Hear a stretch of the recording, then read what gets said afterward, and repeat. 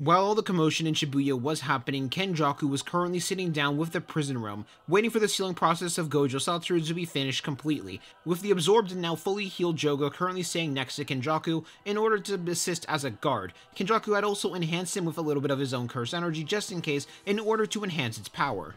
As Kenjaku sensed Mahito transform into his true form, and he realized in that moment that Mahito had been holding back his actual amount of power that he had access to all this time. Realizing that Mahito was already more than ready to be absorbed in order to activate the Culling Games, so he was preparing himself to get up properly. However, he could sense that Yuji was evolving against him and that both of them were evolving, so because of them still evolving, he decided he was going to stay where he was for now and continue to watch the show. And when he sensed that Yuji was on the verge of defeat, he was about to intervene, until he suddenly sensed an evil curse energy wash over the entire city of Shibuya, one that made most people quake in fear. However, instead, this made a wide smile rise onto Kenjaku's face, as he was going to look to see what the true full potential of his experiment could be. After all, he had designed Yuji to be an amazing vessel for Sukuna, one with a great amount of versatility, as well as ability and physical strength, and now he was going to see that on full display in action. While of course Sukuna was only going to be at 13 fingers, this would be more than enough of a test to see its current progress. After all, it also served as a test to see what their current abilities were capable of. While of course he did know what his sons could do, he did not know how Sukuna was going to advance it, and he knew for a fact Sukuna was going to advance their abilities no matter what. That was just the type of skilled monster that Sukuna was. So he had a small cursed spirit rob some random movie people's popcorn as well as drinks in order for him to watch the show. As we now return back to the crater, the battlefield where Mahito and Yuji's battle took place, and now the battlefield of Mahito and Sukuna. Mahito then attempted to call back the two transfigured humans he had sent against Nobara and Todo, as both of the serpent heads began to chant, saying body, will, soul. Sukuna would tap his chin, a curious expression entering onto his face. After all, he could tell that this was the chant purposefully made to amplify Mahito's body for one attack. As Sukuna then activated Flowing Red Scale, while lifting up both of his hands in preparation for hand-to-hand combat, as Mahito rushed at Sukuna moving at full force and full speed, taking the first move and attempting to grab Sukuna by the face and trying to use his extra hands to land a punch on his chest. But a moment before Mahito reached Sukuna, a blood thread surrounded all four of Mahito's hands, tightening around them. Then Sukuna waved his hand to the left, launching Mahito through several abandoned buildings from that strike, now bringing Mahito to a nearby area where the battle against Jogo had taken place. Mahito slowly got up from the impact as he pat his body. That throw and impact was strong, stronger than most of Yuji's blows other than the Flowing Red Scale burst as well as Yuji's Black Flash. But this really put it into perspective for Mahito, as he could tell Sukuna was only using Flowing Red Scale, and especially not Flowing Red Scale burst, which he should be capable of using. Small cracks were now in Mahito's body from that impact, but it wasn't anything too bad, as the serpents chanted to repair Mahito's body once more. Flesh and bones, marrow, death god. Each of the cracks were repairing themselves. Though Mahito had to admit that he was surprised that Sukuna didn't continue his assault. Once Mahito looked up, he did get the answer to his question, as he saw several small compressed blood orbs rising all throughout the sky, tens of them, as Mahito blinked, realizing that this was the supernova attack that Choso used. However, this confused Mahito, as he had no idea what Sukuna was planning right now. Mahito also really did not want to find out either, as he then looked down to see what looked like a red steam rising out from the area where Sukuna was originally standing.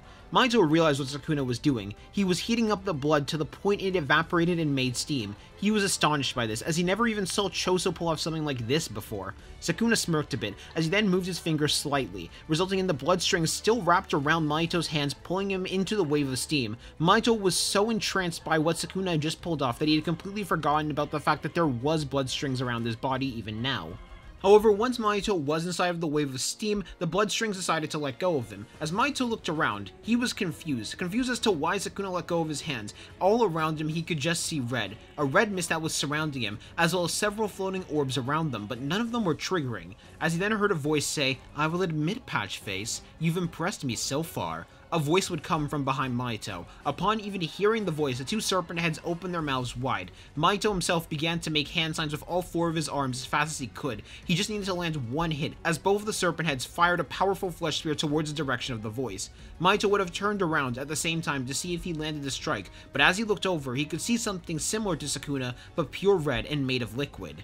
That was a clone made purely out of blood with crimson red eyes that were now staring at Mahito, before it turned to a puddle of blood, as he felt a weight on one of the serpent heads as a voice came out from that direction. In terms of power, you are not half bad in comparison to sorcerers, humans, and curses I fought 1,000 years ago.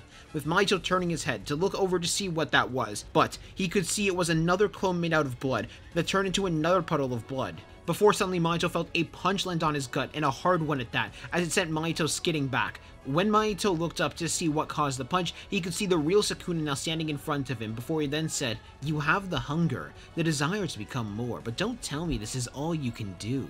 As out from the sky, the several blood orbs that were already made began to fly down towards Mahito, before they all began to rapidly explode, with Sukuna tapping his chin, as he said out loud to himself, "I believe this was the second eldest brother's extension technique? Wait, no, he had the Vexor lines. This was the oldest brother's extension technique." Sukuna so far had used 3 techniques that belonged to the Death Paintings. The first technique that he used was Supernova, which belonged to Choso.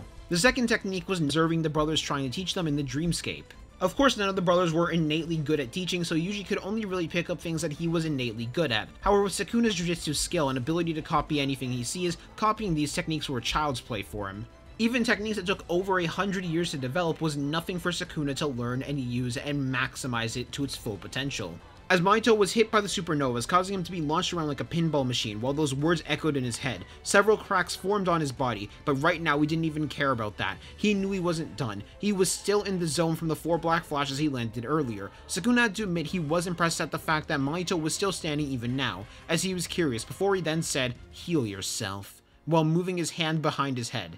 Sukuna definitely wanted to see more of what Mahito was capable of, if Mahito could really try and take the offense or not. This is when the 2 serpent heads began to chant while Mahito started to make hand signs. However, the serpent chants were different, as Sukuna recognized this chant as the one that amped Mahito's power, but as he looked at Mahito performing the hand signs, he could see that Mahito's body was repairing itself. Sukuna wondered what exactly was Mahito planning. As Sukuna wondered for a moment if he was choosing to take a slower method of healing in an attempt to potentially stall out and come up with a better plan. Of course, Mahito did have to know that Sukuna would not let him do that and would probably just attack if he felt like Mahito was stalling, but it was pretty clear he wasn't, as Sukuna looked a little bit curious and waited for a little bit longer. As he saw something absolutely disgusting, which was Mahito opening his mouth and vomiting out 3 transfigured humans into his own hands, before he then crushed the transfigured humans in between his hands as the flesh began to stretch in order to surround his body. A secondary armor began to form over the first body that looked bulkier, similar to the true form of Sukuna in height, as Mahito's 4 arms were forced together, before being covered by a large amount of flesh. Mahito now having 2 bigger arms, he had sacrificed 3 polymorphic soul isomers and fused them to his body in order to amplify his power even further, as his body became darker, taking on a dark gray color. Sukuna time, which was a massive advantage of having 4 arms. As Mahito rushed towards Sukuna, now moving even faster than when Mahito rushed at Yuji after chanting, as he attempted to slam his fist down onto him. Sukuna was impressed by the speed as he deflected Mahito's fist into the ground,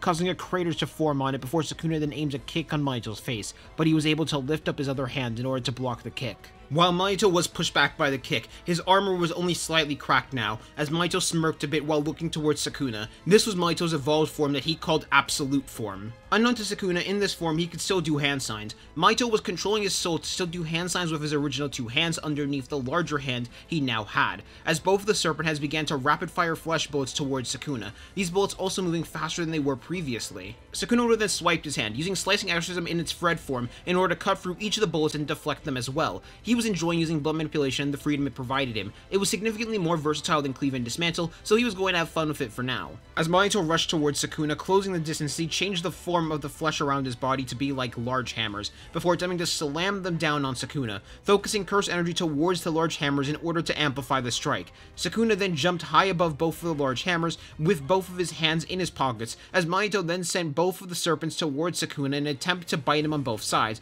but Sukuna was able to kick both of them away with relative ease, as he then hopped off air and landed on the serpent, skating down the serpent and kicking Mahito in the back.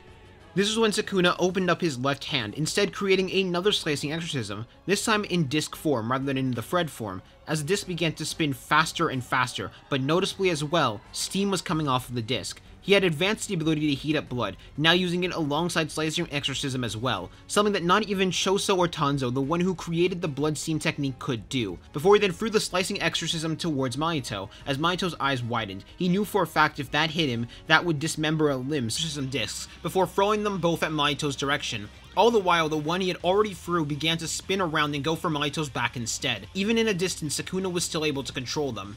In order to move out the way, Mahito chose to dodge by sending out one of his transfigured humans below him, and having the transfigured human explode to launch Mahito high up into the air and give him even more momentum. This also showed Mahito that Sukuna could control the discs even after they were fired, as Sukuna then pointed upwards in order to send all 3 Slicing Exorcism discs towards Mahito. However, as they were sent flying up towards him, they suddenly lost control and dropped to the ground as normal blood, as Sukuna felt a small shake in his hand, before he thought to himself, "Oh, the bride is starting to wake up."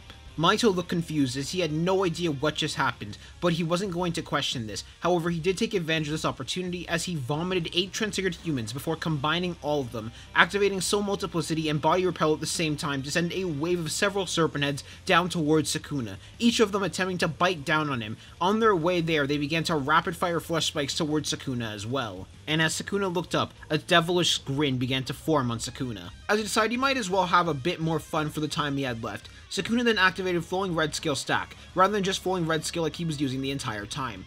Before Mahito could suddenly hear Sukuna's heartbeat begin to increase rapidly, which filled Mahito to the brim with terror. After all, if Sukuna hit him with a Flowing Red Scale burst, he would be atomized. Nothing would be left. However, the heartbeat began to decrease in sound, still audible but more like a quiet beat rather than the potent drum that was Flowing Red Scale burst. The spears now looked like they were coming at him in slow motion, as Sukuna's eyes focused on the spears coming at him.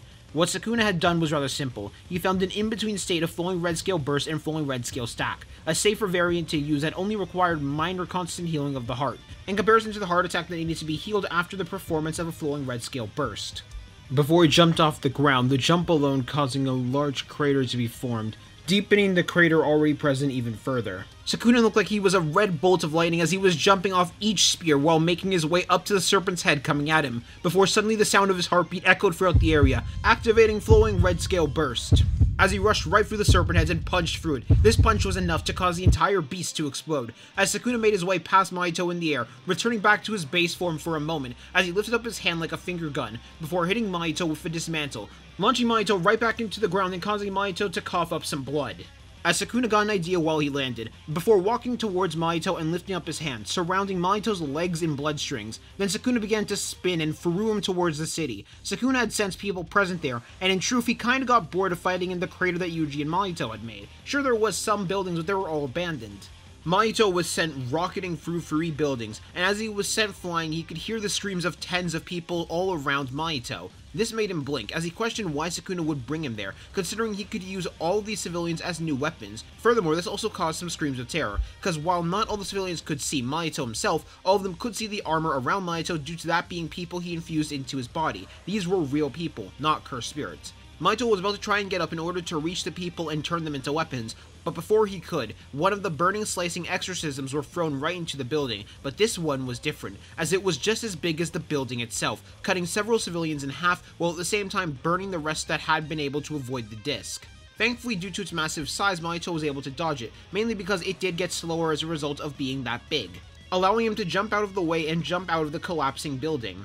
And this was when Mahito realized what Sukuna was truly planning. He was going to turn Shibuya into a graveyard in its entirety, just for fun. Both of the serpents would have then opened their mouths, releasing a polymorphic soul isomer as Mahito clapped his hands, making them both grow to the size of buildings before Mahito himself landed on one of the buildings, as both of the massive polymorphic soul isomers rushed towards Sukuna in an attempt to punch him. Meanwhile, Mahito was moving away from the area so he could prepare his next move. As Sukuna then rushed towards the Titan, as he jumped onto his arm, avoiding the blow resulting in buildings collapsing from that strike. As he jumped, he released a large amount of blood across the Titan's arm, as he began to slide down the Titan's arm to reach it, using the blood as a slide to enhance his speed even further, as he then landed a punch straight on the Titan's face, launching it right through a building. The other Titan attempted to take advantage of this, trying to punch Sukuna while Sukuna was midair, but Sukuna released a small amount of curse energy from his feet, air hopping in order to avoid the blow. While he was midair, he clapped clapped his hands together, firing out a piercing blood right towards the Titan's head, this piercing blood having steam coming off of it while it fired, as it pierced and burned right through the Titan's body. Sukuna then walked over to the first Titan that was still barely just alive, as he had to admit he was impressed that they could survive, considering they were still humans that were just transfigured. As he put a hand on its leg and used cleave on its body, turning it to nothing more than mincemeat, and then its body was completely destroyed. Sukuna left no remains of the body. However, this was when Sukuna heard massive groans of pain that was all coming towards him, as several buildings were beginning to collapse in its approach, and he looked into the distance to see a towering mountain of flesh approaching him. This made the previous two Titans look pretty small in comparison, as Mahito said, "This is my maximum technique, maximum soul dance." Sukuna looked intrigued for a moment as he analyzed it, considering he had the capability to see the soul. He wanted to see how many souls were infused into this, and his eyes widened in surprise and shock. Now, Sukuna wasn't terrified by any means, but he still was surprised nonetheless, as he realized the amount of humans that were infused into this beast, with a total of 1,000 humans that were infused into this massive transfigured human conglomeration. Before a wide grin rose on Sukuna as he then said, "I might as well grant you a reward for entertaining me for so long, so allow me to show you something that I haven't gotten to use in a while." Before Sukuna opened up his hands, as fire began to form and he molded it into the shape of an arrow. Sukuna had fulfilled the conditions in order to use the flame arrow on Mahito, as he had used Dismantle in their battle, and he used Cleave on one of Mahito's Titans, and under normal circumstances the Titan would not be considered as part of Mahito, but because of the fact that they were being moved away from the maximum technique that he had launched at Sukuna. As Sukuna then released the Divine Flame, burning the massive mountain of flesh to ashes in less than a second, and before the flames could reach Mahito, they suddenly stopped, as the flames went across Mahito's body and began to burn away all the transfigured humans that Mahito had. However, they didn't attack Mahito at all, which that confused him, before Sukuna then appeared right in front of him, and the flames faded away. As Sukuna then said, "You know, when you fought the Brat, you made quite an ironic statement, at least in my opinion. After all, you said that he couldn't ever hope to achieve anything on his own, and yet you, in order to win, needed to use polymorphic soul isomers to catch him off guard so you could land a black flash on him while he was focused on another opponent. In fact, there were several points in that fight where you could have died if you didn't have your own polymorphic soul isomers. In fact, the strength of your technique requires a lot of people to be around. That's when it's at its peak. So I want to see if you can do anything on your own as well. Beat the Brat on your own. Once you do that and reawaken me, then and only then I will help you. If you can't even achieve that, then you're not worth helping." However, just to make sure that Mahito wouldn't be able to get anyone he could transfigure, Sukuna suddenly grew out what looked like blood wings. At first they were modeled after Esso's blood vector lines, however they began to change shape into something more akin to something like an angel, as the Fallen had now truly reawakened, before flying high up into the air. As people all across Shibuya began to look up and saw what looked like hundreds of red stars beginning to form, all the while they could see the Fallen staring down upon all of them. Before those stars began to rain down, each of them being hundreds of blood arrows, raining down in every single direction that he could sense, causing tens of buildings to collapse, people to be killed, people to be injured and in pain, and a lot of people got hit by these blood arrows. And once Sukuna was done, a 100-meter radius of Shibuya was completely destroyed. All of the buildings were collapsed, and the only thing that remained untouched was Mahito. Tens of thousands of people were damaged or killed by those attacks, as all the blood arrows that were fired down quickly began to fly back towards Sukuna, going into the wings that he was using to hold himself in the air, as he then told Yuji to take a good look at the destruction that he caused, before he gave Yuji back control, as he was rather curious to see what was going to happen. How much rage was Yuji about to feel? How broken was Yuji about to feel? This was all going to be an amazing show for him, and he couldn't wait to see it.